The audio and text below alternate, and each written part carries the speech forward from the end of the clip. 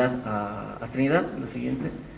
En Enfopesbes se realiza la limpieza de los animales antes de sacarles el cuero.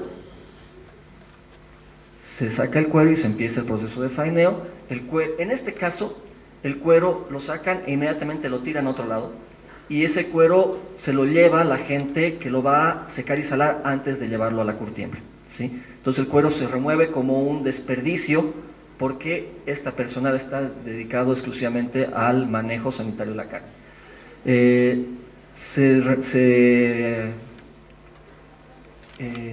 Corta, se extrae la carne del animal. Y la siguiente. Bueno, después se la pesa y se la clasifica en diferentes cortes de primera, de segunda, de tercera, antes de comercializarla. Y es esta carne que actualmente se está comercializando en algunos lugares de Trinidad y también de Santa Cruz. Ojo, no toda la carne de lagarto que se come en Trinidad o que se come en Santa Cruz es carne que viene de este plan de manejo. Hay actualmente una buena cantidad de carne que no es de procedencia muy legal, ¿sí? Y que viene de algunos lugares donde no se están cazando animales de forma sostenible ni se cuenta con la autorización para hacerlo. Pero eso es otro problema que a ustedes en este caso no les preocupa. Lo que sí les debería preocupar es que la carne que compren sea trazable. ¿Eso qué quiere decir?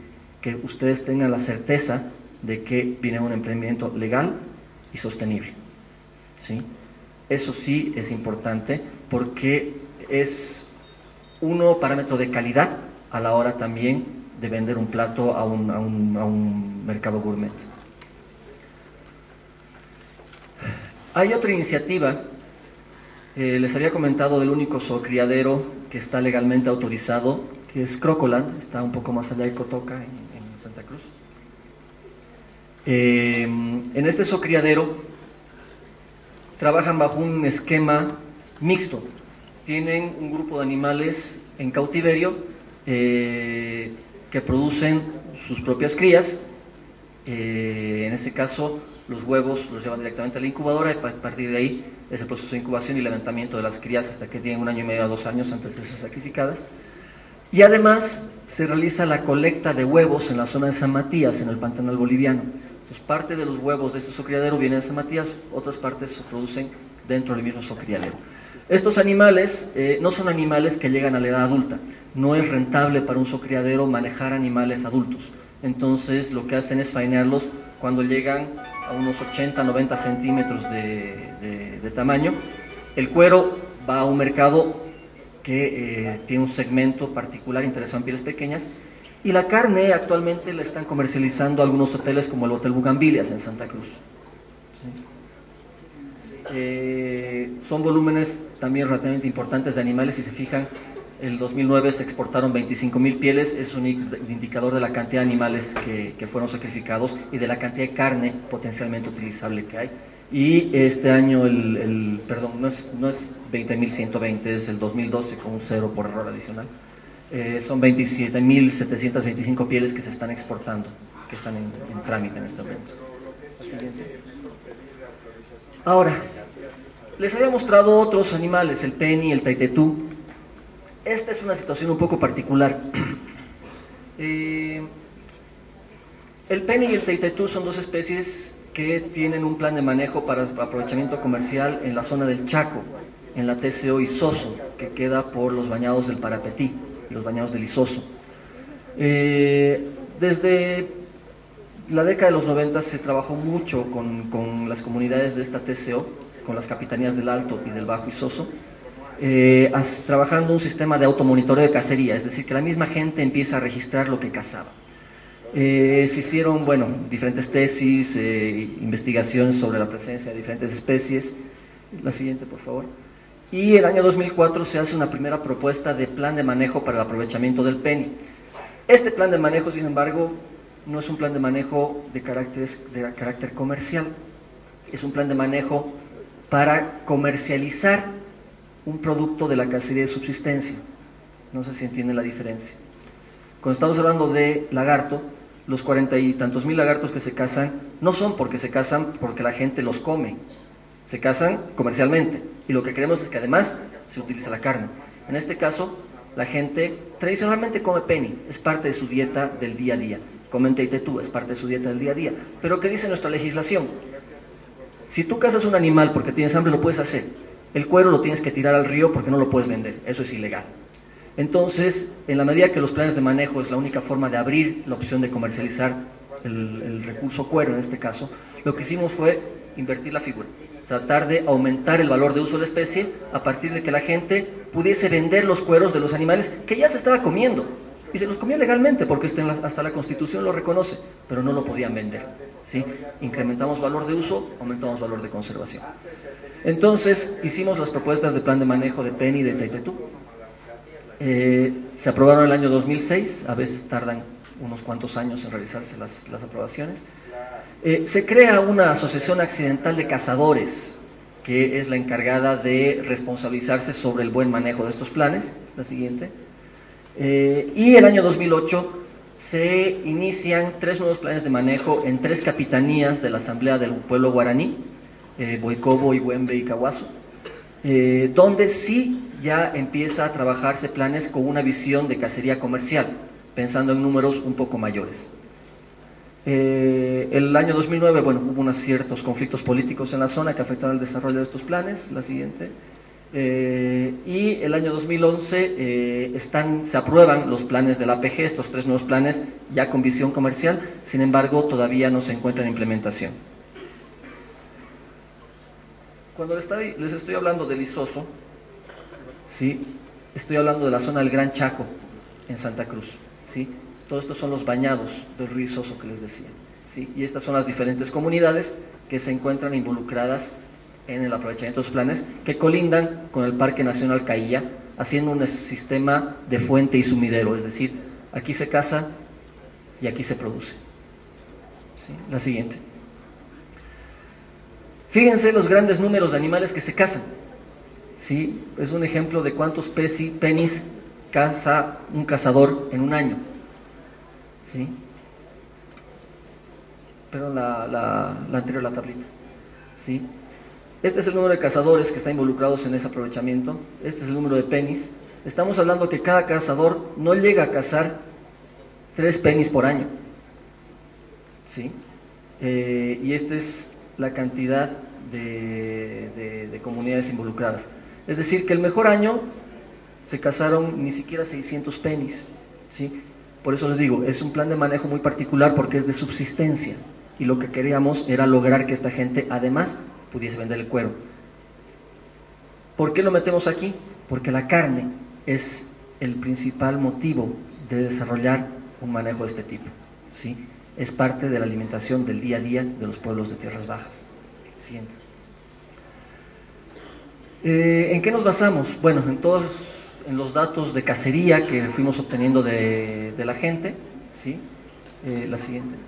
En estimaciones que hicimos a partir de esta información de cacería, en las estimaciones de áreas de cosecha, en la cacería actual de subsistencia, la siguiente, y se logró obtener un cupo de 2.000 animales que pudiesen cazar para ser comercializados. No se ha llegado nunca ni siquiera a 1.000. La siguiente. Igualmente hacemos un monitoreo permanente de la cacería para ver qué cosas hay que ajustar en el camino. La siguiente.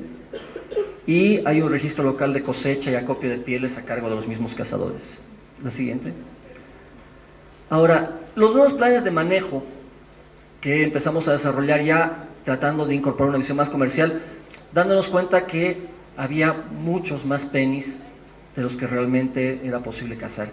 Y después de un largo trabajo de convencimiento a las autoridades de que, hombre, es un recurso, la gente lo usa, es sostenible, pues hagamos el intento de manejarlo para beneficio local, para generar desarrollo local.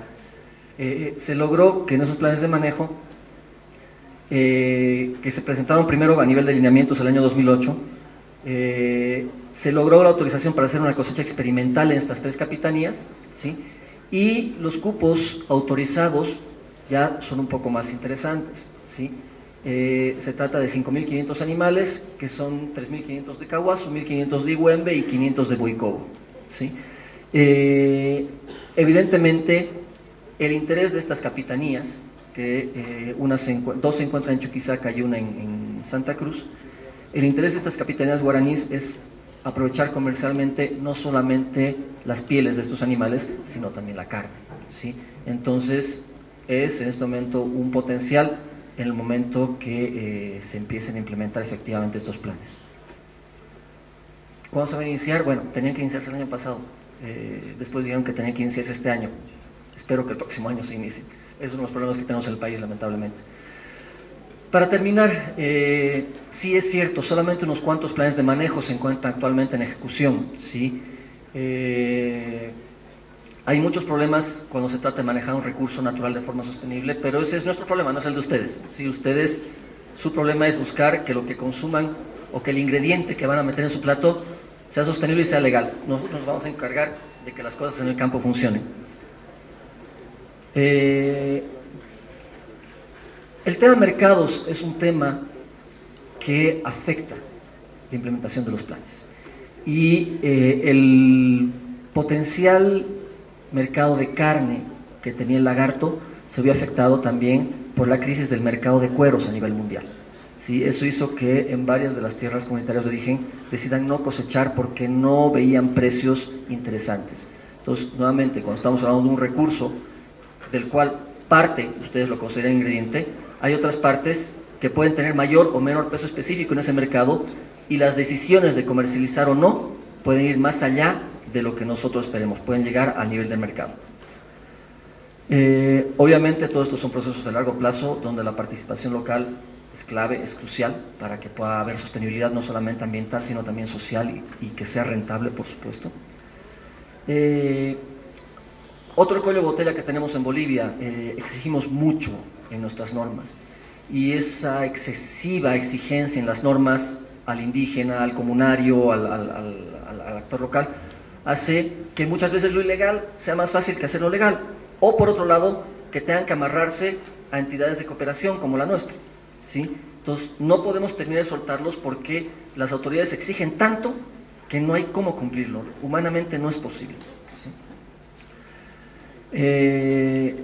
Otro tema que es importante ver, cuando estamos hablando de carne de monte, de carne silvestre, estamos hablando de cumplir ciertas condiciones que cuando manejamos cuero no nos preocupan, ¿sí?